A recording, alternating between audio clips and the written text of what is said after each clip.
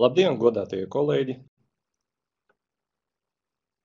No sirds sveicu jūs mūsu pirmajā webinārā, kas ir saistīts ar tik sarežģītu tēmu, kā migrācija, un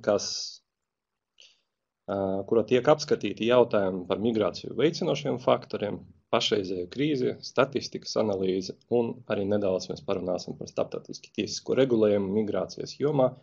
Mani sauc Jurijs Gromovs, es esmu Eiropas drošības un sadarbības organizācijas, demokrātisko institūciju un cilvēktiesību biroja padomnieks migrācijas jautājumos, un šodien mēs ar jums mēģināsim diezgan koncentrēti, vairāk nekā stundas laikā iztirzāt jautājumu, kas ir saistīts ar pamatnostādnēm migrācijas vadības sfērā. Lai saprastu, kāpēc kopumā visus tik ļoti uztrauc izmaiņas migrācijas jautājumus, ir jāatceras statistika. Un šajā jomā jūs varat redzēt, ka statistika parāda, ka 90. gados pasaulē migrēja 154 miljoni cilvēku, tad jau 10 gadus vēlāk tas skaits pieaudzis par 20 miljoniem, un tad pēc 13 gadiem to skaits jau ir pieaudzis gandrīz par 60 miljoniem. Tātad no vienas puses tas liecina neapšaubāmi par cilvēku lielāku mobilitāti, bet es ieteiktu jums nesteigties ar secinājumiem, jo patiesībā arī iedzīvotāju skaits ir būtiski pieaudzis. Līdz ar to realitātē migrē joprojām tas pats salīdzinoši neliels procents cilvēku. Savukārt, visi pārējie 98% pasaules iedzīvotāju paliek nekustīgi, ja mēs tā varam izteikties. Respektīvi, 98% pasaules iedzīvotāju nekur nemigrē, un faktiski mēs varam runāt par to, ka visi starptautiskie migranti veido aptuveni tikai dažus procentus no visiem pasaules iedzīvotājiem. Savukārt, ja mēs runājam par iekšējo migrāciju, kas notiek vienas valsts ietvaros, tad tā šobrīd novērtēta aptuveni vairāk nekā 1 miljārdu cilvēku apjomā. Tātad, respektīvi, krietni vairāk cilvēku migrē savu valstu ietvaros, darba meklējumus un citos nolūkos, nekā starptautisko migrantu. Runājot par tendencēm, ja mēs runājam par Eiropas drošības un sadarbības organizāciju, tad šajā organizācijā ir 57 dalību valstis, un tas valstis ir būtībā atrodas ne tikai Eiropā, bet arī Dienvidamerikā un Centrālāzijā. Līdz ar to, kad mēs ECO reģions, tas ir 57 valstis, no kurām, piemēram, ASV un Kanādā atrodas vairāk nekā 53 miljoni migrantu. Ja? Tas ir valstis, kas visvairāk uzņem migrantus, jo, ja mēs runājam, piemēram, par Rietumu Eiropas dalību valstīm, Rietumu Eiropas dalību valstis kopumā uzņem nepilnus 25 miljonus migrantu. Ja mēs runājam par Austrumu Eiropas dalību valstīm, tad tajās atrodas līdz pat 20 miljoniem migrantu, no kuriem lielākā daļa atrodas Krievijā un Ukrainā. Ja mēs runājam par Ziemeļa Eiropas dalību valstīm, tajās atrodas 12,4 miljonu migrantu, Dienvidu Eiropas dalību valstis 15,9 un Centrālāzijas dalību valstis tikai 5,4 miljoni, no kuriem vairākums atrodas Kazahstānā un Uzbekistānā. Un savukārt runājot par Austrumāzijas un Rietumāzijas dalību valstīm, tajos atrodas arī nedaudz vairāk par 24 miljoniem. Tātad, ECO kā vienotajā reģionā, tie skaitļi ievērojami atšķirās valstīs, un arī, ja mēs paskatīsimies, kāda ir tā pēdējā statistika, kas ir pieejama, un tā ir statistika par 2015. gadu, tad tā var izskaidrot, kāpēc ECO dalību valstis vēlas risināt migrācijas jautājumus, tāpēc, ka vairāk nekā puse visu pasaules migrantu dzīvo tieši ECO reģionā, aptuveni 135,4 miljoni, un, kā es minēju, no viņiem gandrīz 60 dzīvo ASV un Kanādā, tātad faktiski 2 ECO dalībvalstis uzņem gandrīz puse no visiem regulāriem migrantiem ECO reģionā. Lielākā daļa no šiem migrantiem, un tie ir 72% no pasaules migrantu skaita, ir cilvēki darbspējīgajā vecumā. Tas ir vecumā no 20 līdz 64 gadiem. Un savukārt no šo cilvēku skaita tie, kas ir migrējuši nodarbinātības nolūkos un oficiāli strādā kaut kur, tad tie ir 150 miljoni. Tātad no kopumā 230 1,5 miljoniem migrantu, puse no visiem, vairāk nekā puse no visiem šiem migrantiem ir sievietes. Savukārt runājot par visiem starptautiskiem migrantiem, tātad aptuveni puse no visiem starptautiskiem migrantiem ir sievietes, un savukārt 1/3 no visiem starptautiskiem migrantiem ir jaunieši, tātad cilvēki vecumā no 15 līdz 34 gadiem pēc ANO statistikas uzskaits metodoloģijas. Ja mēs runājam par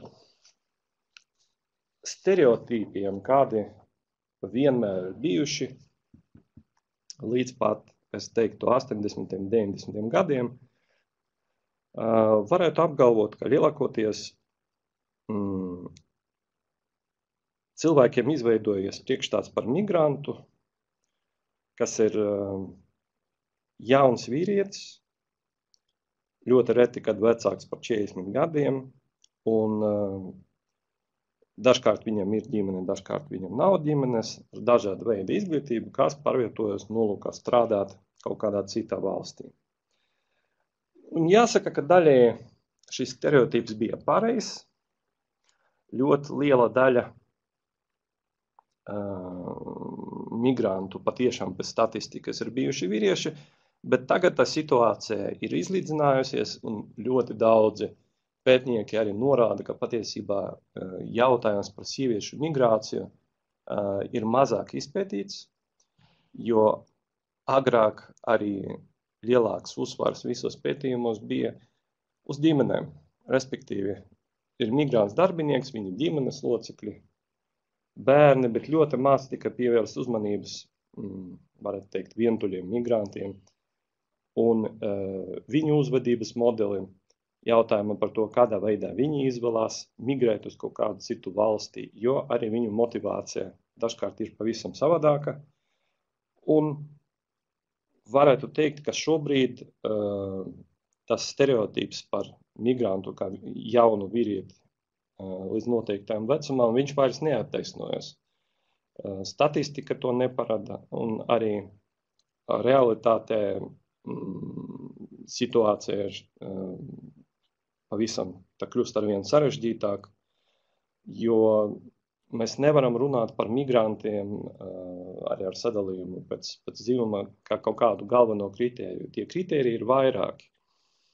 Kritēriji, kādā veidā cilvēks atrod darbu, piemēram, varētu būt viņa izglītība, viņa vecums, viņa veselības stāvoklis, viņa ģimenes stāvoklis, viņa pieredze, darba pieredze kaut kādā konkrētajā jautājumā, viņa valodas zināšanas. Respektīvi, ir, varētu piekrist tam, ka augsti kvalificētie darbinieki, viņi vieglāk dabū darbu citas valstis un arī ir mobilāki atšķirībā no citiem. Taču arī šeit ir jāatzīmē, ka ir daudzi cilvēki, kas uzņemas sezonas darbus, piemēram, citās valstīs. Un šie cilvēki var arī nepārvaldīt tas valsts valodu, vai arī pārzināt to minimālajā līmenī. Viņiem varētu nebūt speciālās izglītības, bet tā pašā laikā viņi atrod darbu. Līdz ar to, jo vairāk jūs skatāties uz šo tēmu, jo sarežģītāk ir analizēt dažādus motīvus, un mums ir jāsaka no paša sākumā, kas tad īsti ir tā migrācija. Paņemsim nedaudz terminoloģijas Latvijas kontekstā, lai mums būtu skaidrība, ja, kas ir kas. Mēs varam nosacīt, izšķirt 4 kategorijas. Un sāksim ar to, kas ir saistībā ar pēdējā laika migrācijas un patvērumu krīzi Eiropā tiek bieži pieminēti. Kas ir patvērumu meklētājs? Tad patvērumu meklētājs mums ir trešas valsts piederīgais vai bezvalstnieks, kurš izteicis vēlmi iegūt bēgļa vai alternatīvo statusu Latvijā. Ja? Un tātad viņš atrodas, teiksim, tā patvērumu meklētāja statusa līdz brīdim, kad ir noslēdzies administratīvais process par viņa iesniegumu. Un viņš varēja, teiksim, noslēgties ar bēgļa vai alternatīvu statusa piešķiršanu Latvijā, vai arī ar atteikumu piešķirt šo statusus. Kas tad mums ir bēglis? Bēglis ir trešas valsts piederīgais, kurš pamatoti baidoties no vajāšanas sakarā ar viņu rasi, reliģiju, tautību, piederību pie noteiktas sociālās grupas vai viņa politiskiem uzskatiem, atrodas ārpus valsts, kuras valsts piederīgais viņš ir, un nespēj vai šādu baiļu dēļ vienkārši nevēlās pieņemt savas valsts piederības valsts aizsardzību, vai arī bezvalstnieks, kurš atrodas ārpus savas agrākas pastāvīgas dzīvesvietas valsts. Un šo pašu iemeslu dēļ viņš uz to valsti nevar atgriezties. Kas ir persona, kurai ir piešķirts alternatīvais status? Tas savukārt ir trešas valsts piederīgais vai bezvalstnieks, kuram nevar piešķirt bēgļa statusu un uz kuru neatiecās patvēruma likuma nosacījumi saistībā ar bēgļa statusu. Taču ir pamats uzskatīt, ka viņš pēc atgriešanās savā izcelsmes valsti varētu tikt pakļauts smagam kaitējumam, un šī iemesla dēļ nespēja vai nevēlās pieņemt minētas valsts aizsardzību.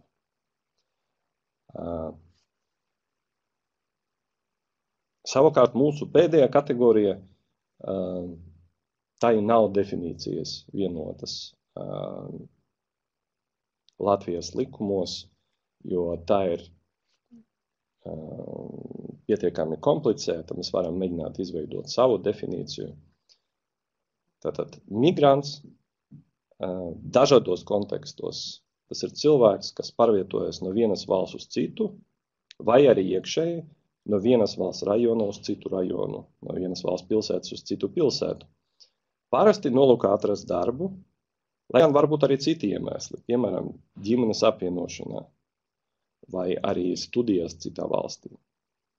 Kad mēs runājam par migrantiem, ir jāšķirās, ka katras valsts kontekstā, ja jūs runāsiet, piemēram, ar cilvēku uz ielas, tas būs saprotams dažādi. Ir valstis, kurās, kad tu pasaki migrants, ļoti bieži tas tiek uztvērts, ka tas ir šis valsts pilsonis, kurš darbojās, kurš strādā kaut kur vai mācās ārzemēs, jo ļoti daudzi cilvēki no šīm valstīm ir aizbraukuši, un viņi nesasaista šo vārdu ar ārzemnieku, kurš ir ieceļojis viņu valstī un nolūkā, piemēram, strādāt vai apvienoties ar ģimeni vai mācīties. Savukārt ir valstis, kur migrantu saprot tikai kā citas valsts pilsoni vai bezvalstnieku. Tātad šajā gadījumā,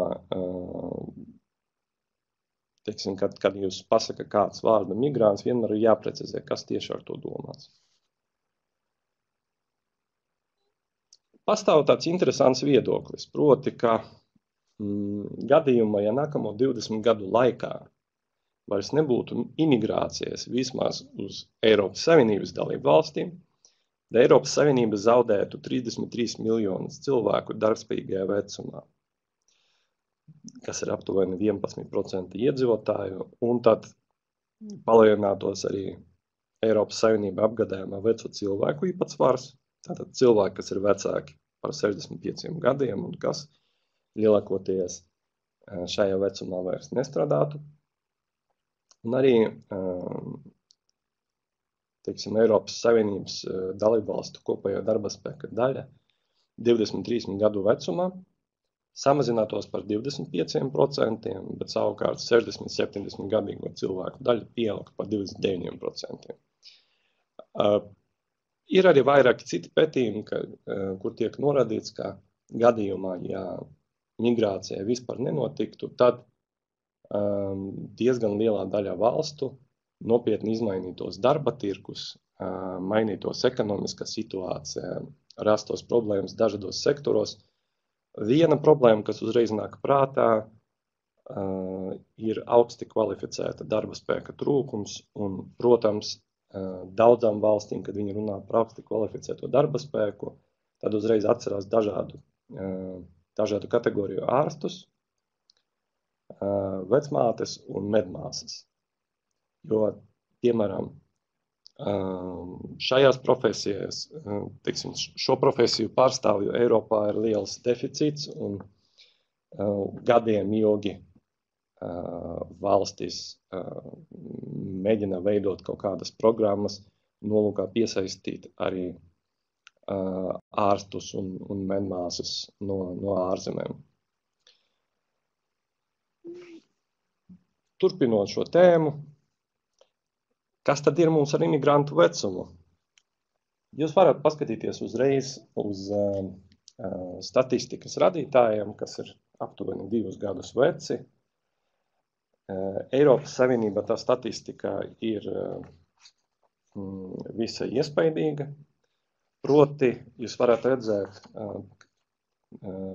no kreisas puses jūs redzat vīriešu vecumu, pa labi jūs redzat sieviešu vecumu. Un tas, kas ir zilā līnija ir imigrantu vidējais vecums, un jūs redzat, ka imigrantu vecums tā nopietni atšķirās no pamatiedzīvotājiem, kas ir tā, teiksim tā, dzeltenā līnija. Ja? Tātad tie ir gados daudz jaunāki cilvēki, kas attiecīgi arī varētu strādāt šajās valstīs, un to viņi arī dara lielākā daļa. Ja mēs paskatīsimies uz kopējo statistiku attiecību uz to, kāds imigrantu skaits dzīvo katrā no dalību valstīm, tad arī tie skaitļi būtiski atšķirās. Jo pēc Eurostata datiem, tad mēs runājam tikai par Eiropu šajā gadījumā, par Eiropas Savienības dalību valstīm, jūs varat redzēt, ka ir tāds sadalījums, ir tātad kopprocents no visiem iedzīvotājiem, tad varat redzēt, ka Dānijā, piemēram, ir 10,5% Dānijas iedzīvotāju ir piedzimuši kādā citā valstī. Beļģijā tie ir 16%, Īrijā tie ir 16,2%, Kiprā tie ir gandrīz 21%, Luksemburgā 44,2%, kā jūs zināt, Luksemburgā ir teritoriālajā ziņā un iedzīvotāju skaita ziņā neliela valsts, un līdz ar to ļoti daudzi, piemēram, finanšu sektora darbinieki, viņi ir migrējuši no citām blakus esošām valstīm. Nīderlande tie būtu gandrīz 12%, Austrijā tie būtu 17%, Slovenijā 11%, Lihtenšteina pat 63%, un Šveicē viena no pēdējiem 27,4%. Ja, savukārt Latvijā jūs varat ieraudzīt, Eurostats uzskata, ka Latvijā 3,4% iedzīvotāju ir tātad pēc dzimšanas valsts, tātad ir no citas valsts, bet uz kopējo fonā neapšaubām tātad mēs varat redzēt, ka dažādu iemeslu dēļ ir valstis ar ļoti lielu ārvalstīs dzimušo iedzīvotāju skaitu. Kāpēc tāds iedalījums? Tāpēc, ka šajā gadījumā daudz no šiem cilvēkiem varētu būt arī jau tagad šo valstu pilsoņi, vienkārši viņi pēc statistikas ir zināms, ka kādreiz viņi bija vai nu citā Eiropas Savienības dalību valsti dzimuši, vai nu tā saucamajā trešajā, jeb ne Eiropas Savienības dalību valstī dzimuši cilvēki. Tad ir statistikas dati, arī tiek izmantoti ANO statistikas biroja vērtējumu izveidošanai, to, ko mēs redzējām paša sākumā. Ir jāatcerās gan viena būtiska lieta, kad mēs runājam par dažādu veidu statistiku, būtu jāatcerās, ka daudzos gadījumos ir iespējamas arī statistiskas kļūdas, jo ne visos jautājumos tie dati ir tik precīzi. Piemēram, kad mēs runāsim par naudas pārvedumiem, tad jūs varēsiet ieraudzīt, ka patiesībā nav iespēja, tā kā valstīm nav iespēja redzēt pilnīgi visus naudas pārvedumus, kas notiek starp valstīm, tad tā statistika vairāk parāda tendences, nevis precīzos ciparus. Bet jebkurā gadījumā tad rodas jautājums, kas tad mudina cilvēkus migrēt? Un, protams, ka te ir virkne teoriju izveidojušies, bet sākumā mums vajadzētu klasificēt, kāda tad migrācija varētu notikt. Ja? Viens variants ir, piemēram, iedalījums iekšējā un starptautiskajā migrācijā. Teiksim, faktiski lielākoties mēs runājam par atšķirībām tiesiskajā bāzē, jo kad jūs migrējat iekšēji savas valsts ietvaros, tad jūs neesat ārzemnieks, jums netiek piemērota citu valstu likumdošana, ja, jūs runājat savā valodā un, teiksim, jūsu darbība atšķirās tikai jautājumā saistībā ar jūsu nodarbinātību, teiksim, algu un sektoru, kur jūs strādājat. Savukārt, starptautiskas migrācijas kontekstā mainās viss. Jums kā ārzemniekam tiek piemērota citas valsts likumdošana, gan darba likumdošana, gan nodokļu likumdošana, gan imigrācijas likumdošana, uz kuras pamatā jūs saņemat atļauju atrasties un strādāt attiecīgajā valstī.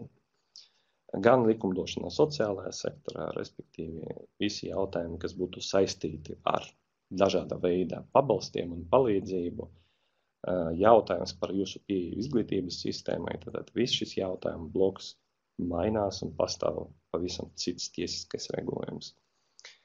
Kā es minēju, tad 98% visas pasaules iedzīvotāju nav starptautiskie migranti, un tikai 2-3% aptuveni migrē dažādu iemeslu dēļ.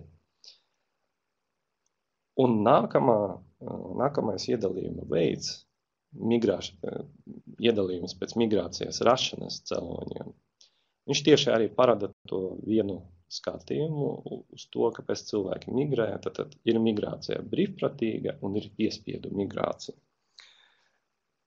Te ir jautājums par to, kādi bija tie apstākļi, kas deva izvēles iespēju konkrētai personai migrēt. Brīvprātīga migrācija parasti attiecās uz migrantiem, kas savu maivietu pametuši pēc pašu vēlēšanās, un tas var izpausties dažādos laika posmos, piemēram, īstermiņa, vidēja termiņa un ilgtermiņa migrācija.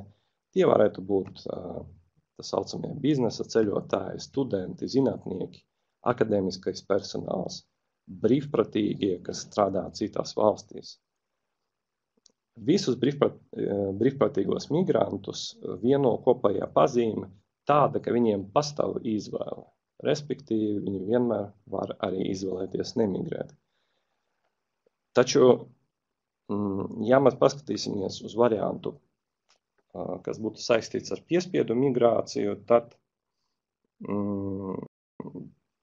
piespiedu migrācijā rodās situācijas, kad ir kaut kādi apstākļi, kas tieši vai netieši neļauj cilvēkam palikt savā mājvietā. Un te var izdalīt vismaz divus gadījumus, tātad cilvēka radīti iemesli, piemēram, politiska vajāšana, pilsoņu karš, etniskais karš, un dabiski iemesli, piemēram, dabas katastrofas un klimata izmaiņas. Ja mēs paskatīsimies uz nākamo iedalījumu,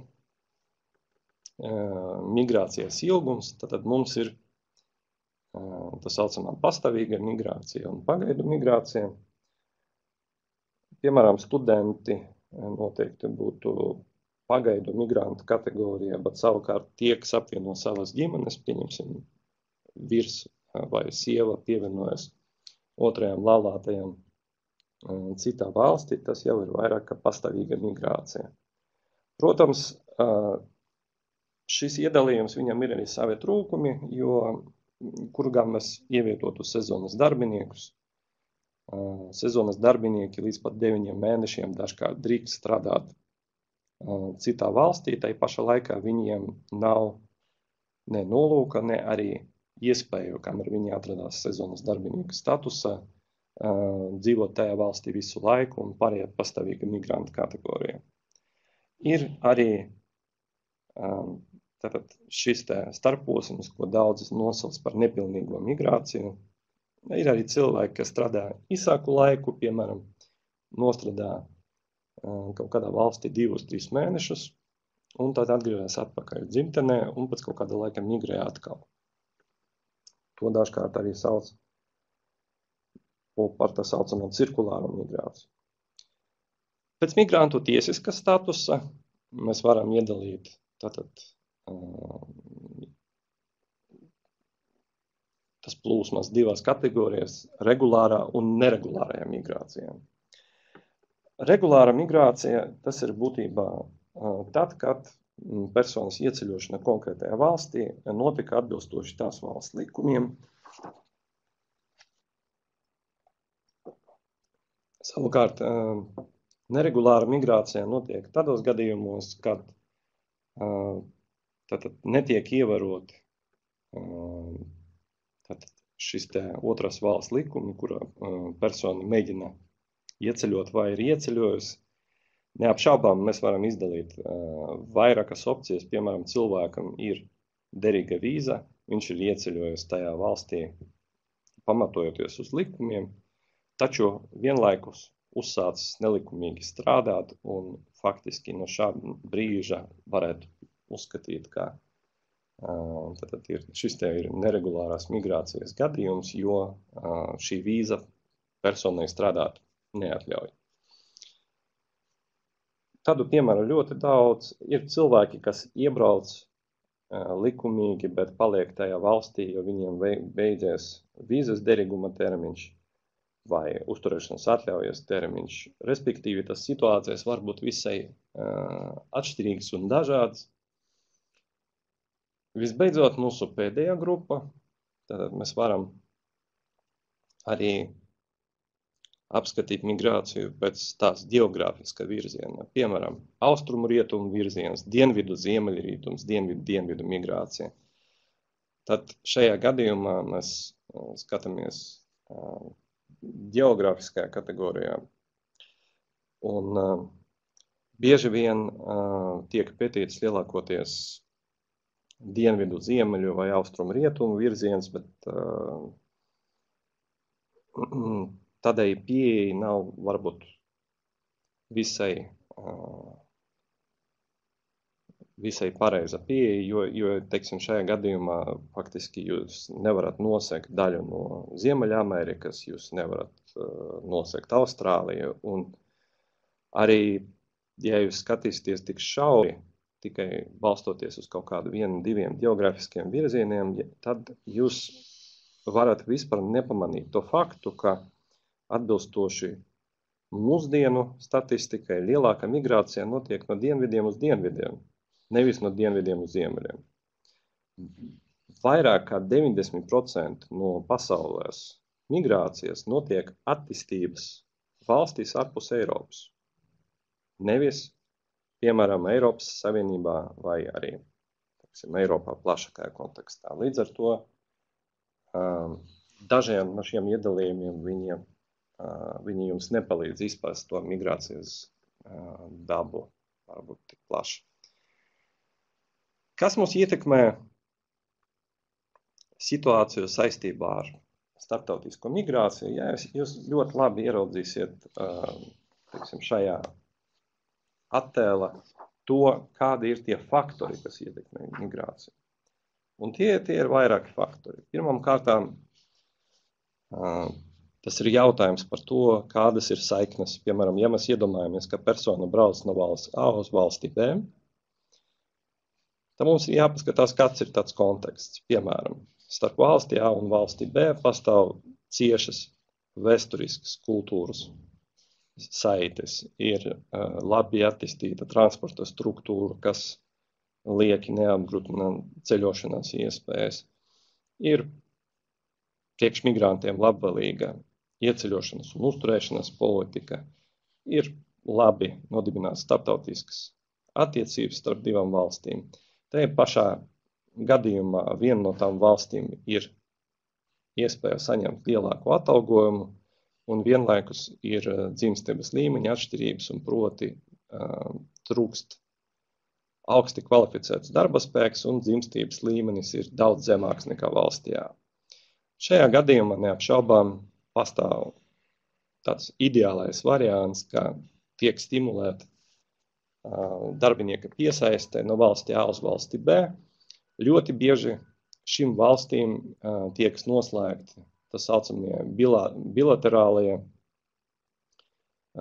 darba migrācijas līgumi, kas nozīmē, ka tiek stimulēta migrācija tieši migrācija no vienas valsts uz otru, ka parasti tā ir viena valsts, kas tiek vairāk tā kā piesaista migrantus, bet tiek nodrošināts arī iespējas migrantiem no valsts B, tādas pašas iespējas valstī A. Šie līgumi parasti atrunā migrantu tiesības un pienākumus, arī nosaka viņu aizsardzību, tā skaitā arī sociālo aizsardzības jautājums.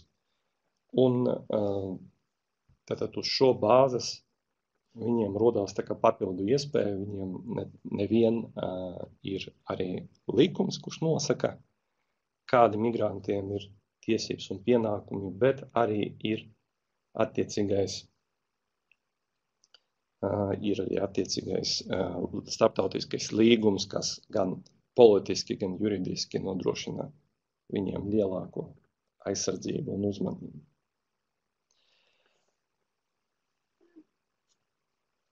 Kas var ietekmēt individuālo lēmumu par to, vai migrēt vai nemigrēt? Ir jāsaka, ka mūsu laikos salīdzinoši viegli atrast informāciju par kaut kādu valsti, pie tam atkarīgi no tā, cik citīgi jūs meklējat, ļoti daudzas valstis speciāli izveido, piemēram, īpašas interneta lapas, veselos portālus, kur jūs varat ieraudzīt detalizētu pārskatu par to, kādā veidā jūs varētu doties uz attiecīgu valsti, piemēram, strādāt vai mācīties. Šajā ziņā individiem, kas pārvalda šīs valsts valodu, un dažkārt tie portāli arī iztulkoti vairākas valodās, viņiem ir iespēja pat nemēģinot ieceļot tajā valstī un kaut ko meklēt, viņiem jau iespēja, sežot mājās, atrast kaut kādu sev piemērotu darbu, vai arī iespēju mācīties, vai arī noskaidrot pirms došanās pie sava laulātā visus nosacījumus, kuri jāievēro dokumentu iesniegšanas procesā, arī attiecīgus termiņus vai, piemēram, pārsūdzēšanas iespējas.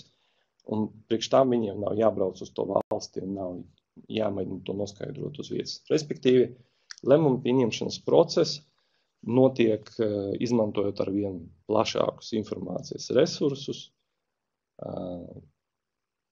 ar vien lētāks viņš paliek tajā ziņā, ka jums nav nepieciešams terēt lieku naudu ceļošanai. Un arī, teiksim, ir arī neformālajā, neapšaubām kanāli. Tas ir daudzas mājaslapas, ko izveido ļoti bieži migranti no tas pašas valsts, kur var uzzināt kaut kādu tādu sadzīvisku informāciju, neformālu informāciju, arī noskaidrot, kurā valstī ir vairāk pārstāvētas, teiksim, kādas diasporas kopienas no attiecīgas valsts, no kuras nāk indivīds, un iespējams, ka viņš varētu izlemt doties uz to valsti, kurā jau ir diaspora, kas var viņam palīdzēt pirmajā brīdī.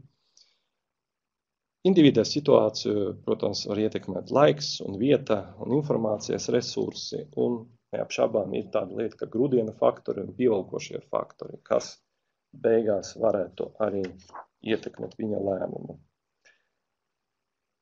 Grūdiena faktori ir negatīvie aspekti nosūtītāja valsti, respektīvi tie var būt bezdarbs, sliktie darba apstākļi, zema samaksa. Ja mēs runājam par darba spēka migrāciju, savukārt pievilkšanas faktori var būt saistīti ar jauno darbu, labākiem darba apstākļiem, augstāku samaksu. Ja mēs runājam par ģimeņu nošķiršanu, tad gadījumā, ja ir aizbraucis viens ģimenes loceklis un tad viņa laulātais, un ja ir bērni, tad ir bērni, palikuši citā valstī, tad, protams, nepieciešams apvienot ģimenes saites, tad notiek tāda kā ķēdes migrācija un ģimene tiek apvienota. Šis ir tas grūdienis, vēlme apvienot ģimeni. Ja mēs runājam par studijām, par pētniecību, par īpašu prasmju iegūšanu, praksē, stažēšanos, brīvprātīgo darbu, tad atkal šie ir tie īpašie gadījumi, kas nav saistīti ar darba spēku migrāciju, bet vienlaikus tie ir tie faktori, kas var ietekmēt personas izvēli, iegūt kaut kādu pieredzi vai izglītību citā valstī, lai būtu pēc tam iespējams konkurētspējīgākam arī mājās, vai arī vēlāk varētu būt arī palikt tajā citā valstī, vai arī atkal ceļot, migrēt uz citām valstīm darba meklēšanas nolūkos. Atkal, ja mēs paņemsim piemēru, kas ir saistīts ar ārstiem, ļoti bieži tiek pieminēti pētījumos gadījumi, kad ārsti sākumā tā kā studenti ieceļo kaut kādā valstī, tur jau 5 gadus mācās, viņi lieliski pārvalda attiecīgas valsts valodu, un bieži vien viņiem beigās arī piedāvā konkurētspējīgāku atalgojumu, un tad viņi var izvēlēties. Un joprojām fakts, ka viņiem ir gan atzīta diploma un profesionāla kvalifikācija, bet arī ir tāda iespēja, ka viņš var ceļot uz citu valsti, kur ir vēl augstāka samaksa par padarīto un izvēlēties sev labākos nosacījumus. Protams, ka grūdiena faktoros ietilpst arī dzīves standartu krišanās un nabadzība un vispārējā situācijā valstī, respektīvi cilvēks varēja arī sākumā neplānot, migrēt un doties kaut kur prom, labākas dzīves meklējumos, taču viņu piespieda ekonomiska situācija un šajā gadījumā tad tā izvēle vairāk saistīta ar to, cik slikta ir situācija tajā valstī, nevis ar to, ka persona apzinās, ka tā ir konkurētspējīga izglītība un attiecīgas prasmes. Ja, kas neapšaubām jāatcerās, ka tas viss ir salīdzinoši mākslīgs nodalījums un praksē var būt gadījumi, kad jums iztenojās vismaz uzreiz 3 kategorijas, piemēram, cilvēks, kuram nav augstākās izglītības un nav arī, teiksim tā, kaut kādas īpašas kvalifikācijas, viņš joprojām var izvēlēties migrēt uz kaut kādu konkrētu valsti, bet paralēli arī pievienoties, piemēram, laulātajai draudzenei, kas atrodas jau tajā valstī, vai arī saviem bērniem, kas atrodas tajā valstī.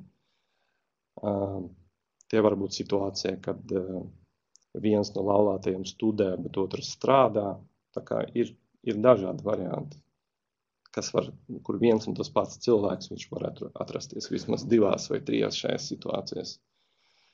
Ja mēs runājam par piespiedu migrāciju, neapšaubām tie grūdienu faktori un pievilkšanas faktori ir atšķirīgi. Gadījumā ar bēgļiem tā neapšaubām ir politiska vajāšana, un pievilkšanas faktors te būtu brīvība vai izdzīvošana. Ja mēs runājam par situāciju gan ar bēgļiem, gan jau pieminētām personām, kurām var tikt piešķirts alternatīvais status Latvijā, tie var būt etniskie konflikti, ksenofobija, plašie cilvēktiesību pārkāpumi valstī, un cilvēki meklē drošību un brīvību no vajāšanas, no spīdzināšanas, no cilvēktiesību pārkāpumiem, no varmacīgiem konfliktiem. Tie varbūt arī tie gadījumi, kad cilvēki tiešā veidā konfliktos nav iesaistīti. Tie varbūt miermīlīgie iedzīvotāji, kuru ciemats vai pilsēta atrodas starp divu karajošu pušu nometnēm. Un personīgi šo cilvēku neviens nevajā, bet faktiski visi ciemata iedzīvotāji ir apdraudēti, jo notiek masīva karadarbība no abām pusēm, kur viņi atrodas pa vidu un ir tiešā veidā apdraudēti. Mēs varam runāt par lielām dabas katastrofām, par sausumu, badu un ar to saistītiem veselības riskiem. Mēs varam runāt par pamatvajadzību, nepietiekamu nodrošinājumu un vispārējo nabadzību. Tātad visi šie faktori ir grūdiena faktori un neapšaubām viņi ir jāņem vērā. Tā, kad mēs apspriežam migrantu motivāciju un kas konkrētajā gadījumā ietekmēs viņu vēlmes migrēt. Ja mēs runājam par piespiedu migrāciju un bēgļiem, bēgļu skaits pasaulē šobrīd ir 21,3 miljoni. Ja? Taču, ja mēs paskatīsimies uz valstīm, kur šie cilvēki atrodas, tad 86% bēgļu atrodas valstīs ar zemiem vai vidēji zemiem ienākumu līmeniem. Un šeit bildē jūs varat redzēt 10 valstīs, kur atrodas visvairāk bēgļu. Un, kā jūs varat pamanīt, tad tikai vienā no tām valstīm tad atrodas ECO, un tā ir Turcija. Un savukārt visas paletnes starp pārējām valstīm ir Libāna, Čāda, Etiopija, Kenija, Uganda, Kongo, Pakistāna. Ja, tad jūs varat redzēt arī tos skaitļus, cik cilvēku ir uzņemts. Te gan jāatceras, ka tie skaitļi nemitīgi pieaug, jo notiek vairāki konflikti tajos reģionos, piemēram, konflikts Sīrijā. Tas nozīmē, ka tas cilvēku skaits viņš pieaug. Taču, kā jūs varat redzēt, tas pamatā lielākā daļa šo cilvēku atrodas pavisam citas valstis, nevis, piemēram, Eiropas Savienībā vai plašākajā teritorijā Eiropas drošības un sadarbības organizācijā. Kad mēs runājam par grūdienu un pievilkšanas pieeju, tur ir vairākas problēmas. Tur nevar izskaidrot, kāpēc tieši no konkrētām valstīm un reģioniem ir lielas migrantu plūsmas, kamēr no citiem reģioniem, kur ir līdzīgi, piemēram, ekonomiskie un sociālie apstākļi, šīs plūsmas ir mazākas. Ja? Šī pieeja neņem vērā mainīgo vēsturisku migrācijas kontekstu un katra migranta individuālās īpašības, un tā bieži vien nepietiekami novērtē konkrēta migranta pārvietošanos no pārvietošanas sākuma līdz atgriešanas brīdim, respektīvi tas cilvēku personīga motivācija vienalga sevišķi neuzradās kaut kādā konkrētā veidā. Tā motivācija var arī mainīties procesā, jo jums ir jāskatās uz katru migrācijas posmu. Piemēram, cilvēks bija pārliecināts, ka pārbraucot uz attiecīgu valstī, viņš atradīs labi apmaksātu darbu, un atsevišķas valstīs, piemēram, līdz nesenam laikam dominēja arī tāda pieeja, ka augsti kvalificētais darbaspēks varēja ieceļot tajā valstī un apmesties uz dzīvi bez darba līguma, kas nozīmē, ka jūs varējat uz to valstī ceļot, jūs saņemt uzturēšanas atļauju, un tad jūs varētu sākt meklēt darbu. Kas nozīmē, ka jūs cerat, ka jūs varētu atrast šo darbu, jo jums ir, augsta kvalifikācija kādā konkrētajā jautājumā. Un tad izrādās, ka šo darbu jūs atrast nevarat, Un jums ir jāmeklē, teiksim, darbs, kurā izpildēji nav nepieciešama jūsu kvalifikācija, un jūs to darbu pildat. Protams, pēc kaut kāda laika jūs varat būt neapmierināts ar saviem ienākumiem, ar savu statusu sabiedrībā, varat notiekt arī vilšanās par realitāti, un šis cilvēks varētu atgriezties. Taču vadoties no formālajiem kritērijiem, ka daudzās citās valstīs šis cilvēks nemaz nevarētu ieceļot, varētu pateikt, ka jā, viņš ir bijis veiksmīgs, viņam taču izdevās migrēt uz šo konkrēto valstī un atrast darbu. Un tā, bet jūs to individuālo motivāciju neredzat. Jūs redzat, ka šis cilvēks ir atgriezies atpakaļ, bet jums ir jāpata iemesls, kāpēc tieši viņš ir atgriezies atpakaļ.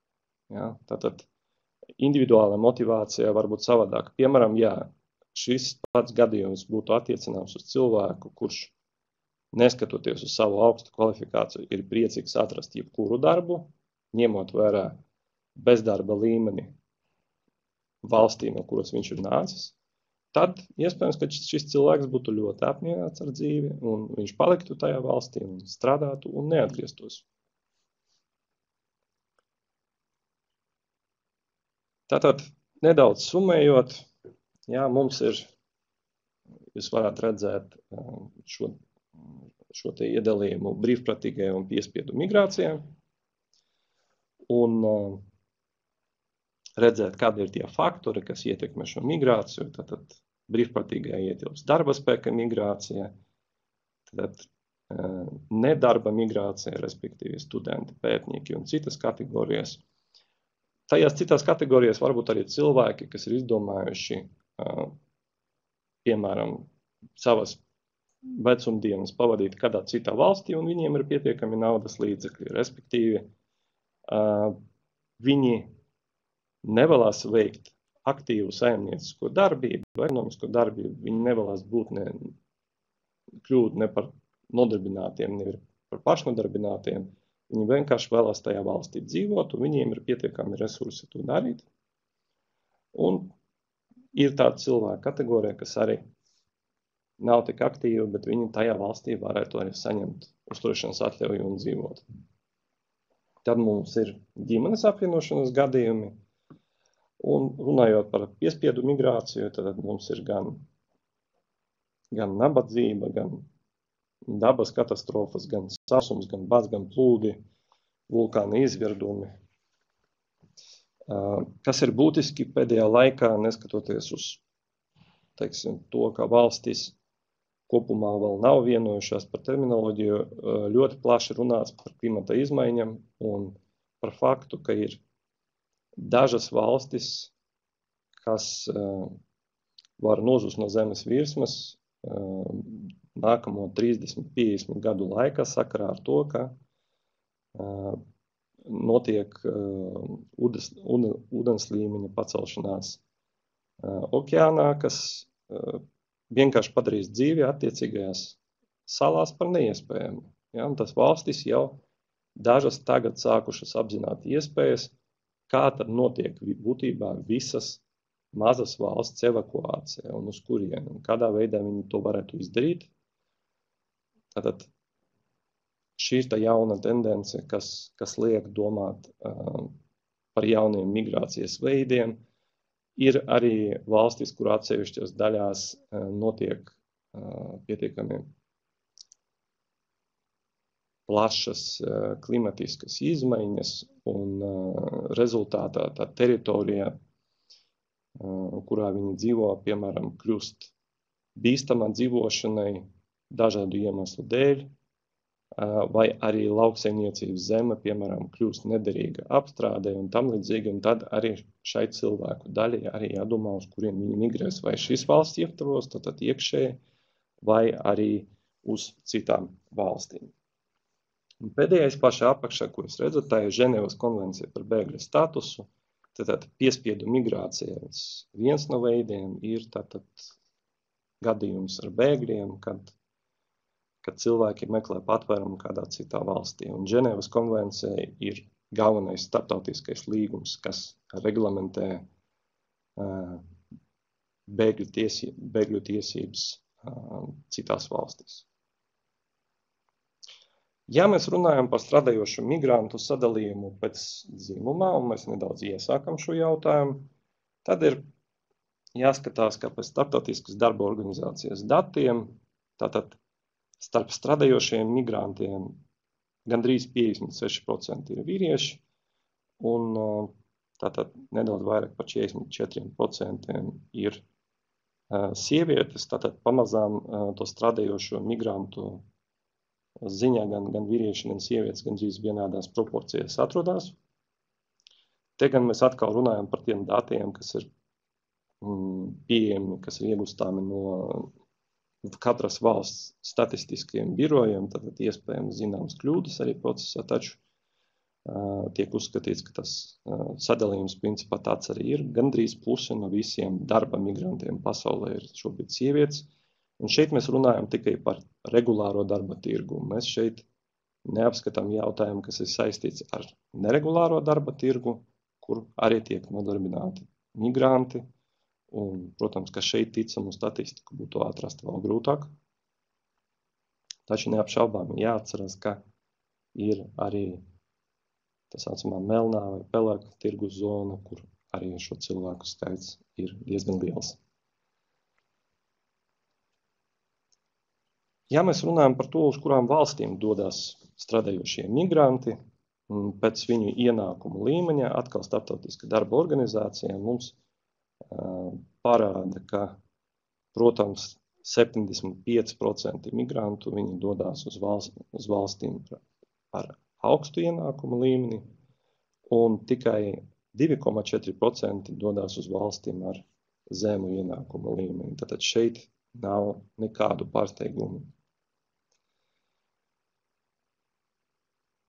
Viena būtiska lieta, kuru ir jāņem vērā, kad mēs runājam par strādājošiem migrantiem, ir tie sektori, kur viņi strādā. Jāatcerās, ka papildus faktam, ka migranti bieži atrodas ievainojamā situācijā, jo viņi, piemēram, varētu pilnībā nepārzināt attiecīgas valsts darba likumus, nodokļu likumus, sociālās likumus. Ir jāskatās arī, kurās jomās viņi strādā. Un, piemēram, šeit var skaidri redzēt divas sfēras, kur potenciāli vienmēr, ja notiek kaut kādas pārmaiņas, tad rezultātā darbu zaudē ļoti daudzi migranti. Vairāk nekā 63% migrantu strādā pakalpojumu sfērā. Un, kā jūs zināt, tad pakalpojumu sfēra ir parasti, kaut arī visai plašs termins, taču parasti pakalpojumi ir pirmā sfēra, kas cieš ekonomiskas krīzes rezultātā. Respektīvi, samazinās pieprasījums par ļoti daudziem pakalpojumiem, un attiecīgi tiek atlaisti no darba arī cilvēki, kas šos pakalpojumus veic. Savukārt, maisaimniecība nodarbinātas personas, kas ir 7,7%, jeb 11 miljonu cilvēku visā pasaulē strādā šajā sektorā. Atkal tā sfēra, kur bieži vien notiek migrantu tiesību pārkāpumi, jo, kad mēs runājam par maisaimniecības nodarbinātajām personām, ir jāatcerās, ka šie ir cilvēki, kas lielākoties arī dzīvo tajās maisaimniecības, kur viņi ir noliguši, piemēram, notiek smagi slimā veca cilvēka kopšana, un tad tas cilvēks dzīvo kopā ar viņu 24 stundas. Jā, viņi ir noliguši radnieki. It īpaši tas tiek praktizēts Eiropas dienvidu valstīs, ka tāda sociālās aprūpes alternatīva. Tātad šis te cilvēks, viņš ir 24 stundas dienā, viņam ir jāatrodās tajā konkrētajā mājā vai dzīvoklī un jāpalīdz šim cilvēkam. Varbūt arī citās situācijās, ka tas cilvēks palīdz ģimenei kaut kādos mājās darbos, auklē bērnu, gatavo ēst. Un šī ir ļoti liela strādājošo migrantu kategorija, kā jūs varat redzēt. Daļa no šiem migrantiem, diemžēl, atrodas ļoti sarežģīta situācija. Bieži vien tiek identificēts, ka viņi patiesībā strādā tādā pelēka vai melnā zonā, dažkārt bez līgumiem, vai arī, tiksim, tie līgumi tiek pārkāpti, bet arī tie, kas ir pilnībā aizsargāti ar līgumu, jūs varat minēt šajā sfērā, jūs faktiski darba inspekcija jau neapskata katru dzīvokli vai katru māju, piemēram. Līdz ar to ir grūti izsecināt, vai notiek šī migranta tiesību pārkāpums gadījumā, ja viņš sūdzās par to, kādos apstākļos viņam vai viņai ir jāstrādā. Un tā kopējā situācija var būt tāda, ka tas cilvēks nesūdzās, ja viņš baidās zaudēt darbu. Līdz ar to šī mājsaimniecības strādājošo migrantu tiesības ir grūtāk aizstāvēt. Tai pašā laikā pavisam nesen stājusies spēkā Starptautiskas darba organizācijas konvencija par pienācīgu darbu mājsaimniecības nodarbinātajām personām. Un šī konvencija regulē visus jautājumus saistībā ar šo darbinieku kategoriju, un tajā ir arī 2 punkti, kas tieši veltīti strādājošo migrantu aizsardzībai, jo mājsaimniecība var tikt nodarbināta arī attiecīgas valsts pilsoņi, bet arī īpaša uzmanība tika pievērsta migrantiem šajos sektoros.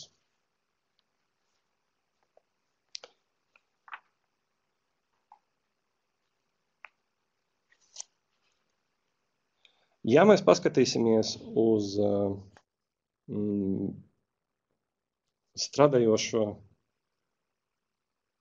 mājsaimniecībā strādājošo migrantu sadalījumu pēc dzimuma, jūs ieraudzīsiet, ka situācija šajā sektorā ir viennozīmīgi tikai 1/4 daļa no visiem pasaulē mājsaimniecības strādājošiem ir vīrieši, un neskatoties uz to, ka tas ir visai smags darbs, tātad 73,4% no visa pasaulē esošo mājsaimniecībās strādājoši migrantu ir sievietes. Jā, tas notiek dažādu iemeslu dēļ, daļēji nospēlē arī lomu stereotīpi, kas rodas attiecīgajās valstīs, piemēram, kas sievietes varētu labāk kopt slimos cilvēkus, bet arī fakts, ka ļoti bieži saskaņā ar statistiku sievietēm arī maksā mazākas algas, un migrantu gadījumā tas algas lielums varētu būt pat 30% zemāks nekā, pieņemsim, šis valsts pilsonī vai vēl zemāk. Jā, līdz ar to ir vairāki pētījumi, kas apskata, kāpēc tāda situācija ir izveidojusies, bet ir jāatzīmē, ka, protams, gadījumos, kad rodas kaut kāda darba strīdi, bieži vien tie pētījumi norāda, ka sievietēm ir šajā ziņā grūtāk saņemt aizsardzību tajā valstī, konkrētajās situācijās. Protams, neapšaubām ir arī daudz organizāciju, kas sniedz sievietēm migrantiem, kas strādā mājsaimniecībās, nepieciešamo tiesisku palīdzību, konsultācijas un tālāk, taču joprojām tiek atzīts, ka viņu tiesības bieži tiek pārkāptas. Runājot par mājsaimniecības strādājošiem migrantiem, ir viņu sadalījumu pēc dzimuma ir jāskatās, ka jūs noteikti varat ieraudzīt, ka vīrieši un sievietes dodas uz pavisam citām valstīm strādāt. Ja šajā sektorā mēs varam redzēt, ka vairāk gandrīz 51% vīriešu dodas strādāt uz Arabu valstīm. Un sieviešu gadījumā tas ir tikai 19%. Un sieviešu gadījumā mēs runājam par atsevišķām Eiropas valstīm, plašākā kontekstā, gan Ziemeļa Eiropas, gan Dienvidu Eiropas, gan Rietuma Eiropas valstīm. Savukārt vīriešiem tas ir Arabu valstis, tā ir Centrālā un Rietumāzija, ja, un teiksim, tas Dienvidāzija, tad virziens ir pavisam cits. Ja. Tad šajā ziņā ne tikai atšķirās tā izvēlē, uz kurām valstīm šie cilvēki dodās, bet arī daļēji tas parāda arī šo valstu migrantu uzņemšanas politiku. Ja? Jo cilvēku atlase konkrētos darbos, tad bieži vien arī joprojām figurē šis te dzimuma faktors kā viens no kritērijiem.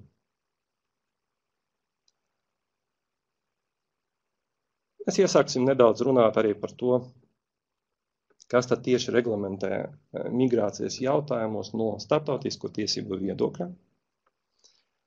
Un šeit ir jāatcerās, ka runājot par starptautiskajām tiesībām, tad mēs varam izdalīt 3 veidu instrumentus. Mums ir starptautiskie cilvēktiesību instrumenti, piemēram, starptautiskais pakts par ekonomiskajām, sociālajām un kultūras tiesībām. Mums ir starptautiskas darba organizācijas konvencijas. Un mums arī ir atsevišķi piemēri saistībā ar speciāliem starptautiskiem instrumentiem. Un šobrīd tas ir vienīgais instruments - starptautiskā konvencija par migrējošo strādnieku un viņa ģimenes locekļu tiesību aizsardzību. Kad mēs runājam par reģionālajiem līmeņiem, mēs varam minēt vairākus piemērus. Eiropas drošības sadarbības organizācija, kuras ietvaros darbojas 57 valstis, ieskaitot visas Eiropas Savienības dalībvalstis. 28 Eiropas Savienības dalībvalstis.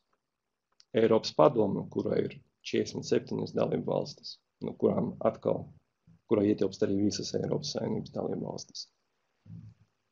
Runājot par citiem reģioniem, var minēt, piemēram, Neatkarīgu valstu savienību. Te ir jāatcerās, ka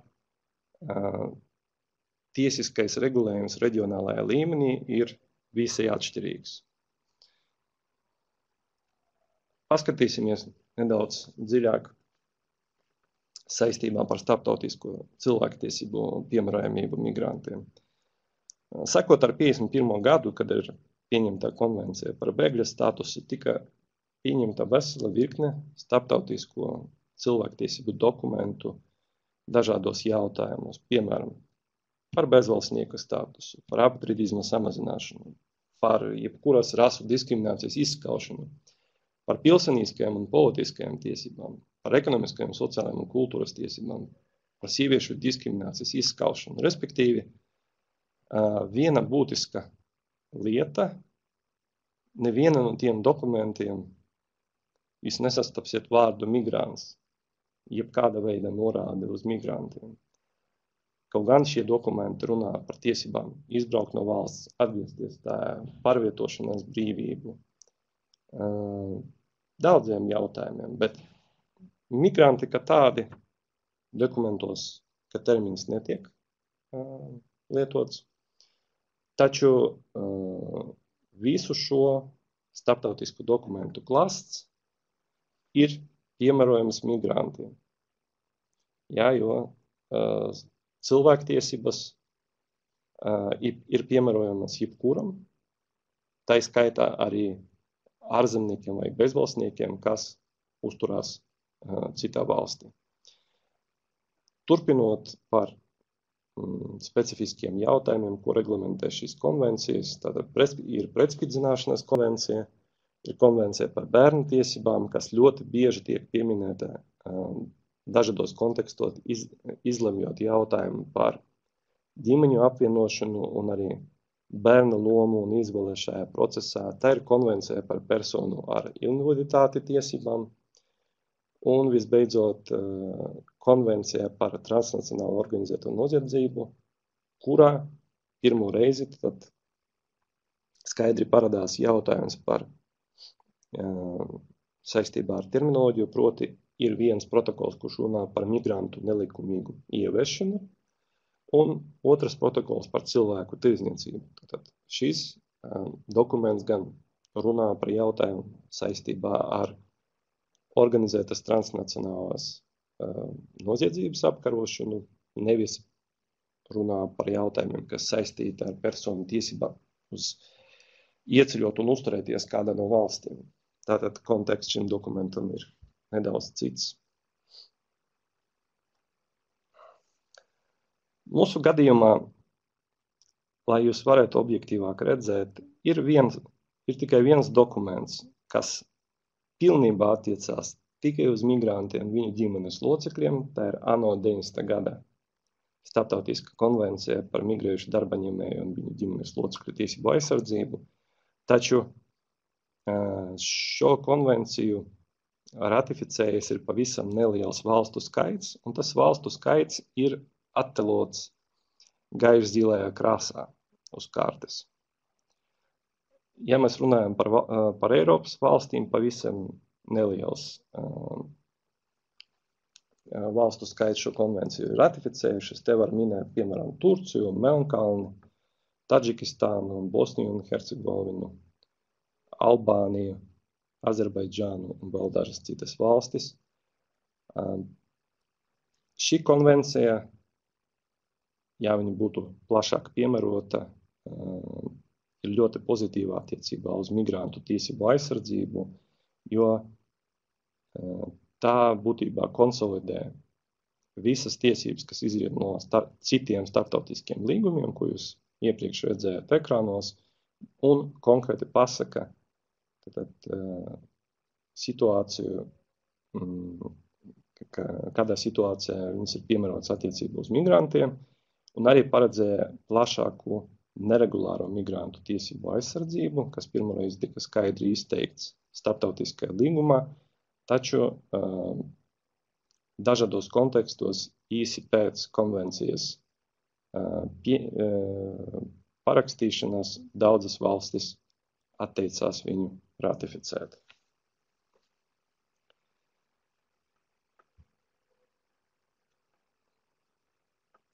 Kad mēs runājam par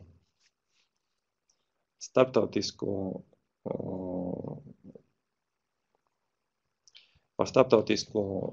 dokumentu piemērojamību migrantiem, mums ir jāatcerās arī galvenie Eiropas padomes instrumenti. Neapšaubām pirmajā vietā ir Eiropas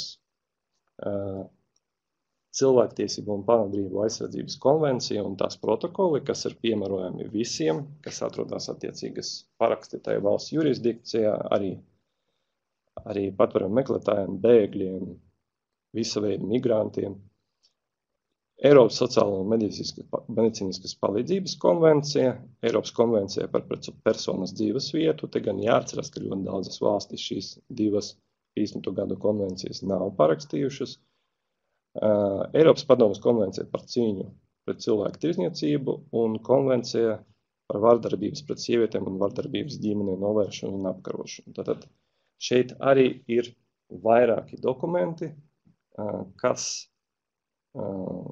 skar migrantu tiesības, un no viņiem, es teiktu, kā praksē visbiežāk izmantotais ir Eiropas cilvēktiesību konvencija, jo it īpaši gadījumos, kas ir saistīti ar migrantu atrašanos kādu no valstīm, vai, piemēram, personas izraidīšanu, vai atteikumu apvienot ģimeni, vai jautājumu saistībā ar migranta iespēju pārsūdzēt negatīvu lēmumu tiesā, tad ļoti daudzos gadījumos notika iesnieguma nosūtīšana Eiropas cilvēktiesību tiesai, un ir bijuši vairāki procesi, kuru rezultātā tika aizsargāts migranta cilvēktiesības. Ir, protams, arī ja jūs vēlaties, ir diezgan daudz tādu lietu tikai par migrantu izraidīšanu gadījumos, kad migrantam draudētu nāve vai necilvēcīga vai pazemojoša izturēšanās vai spīdzināšana, par to ir vismaz kādi 55, 60 Eiropas cilvēktiesību tiesas lēmumi.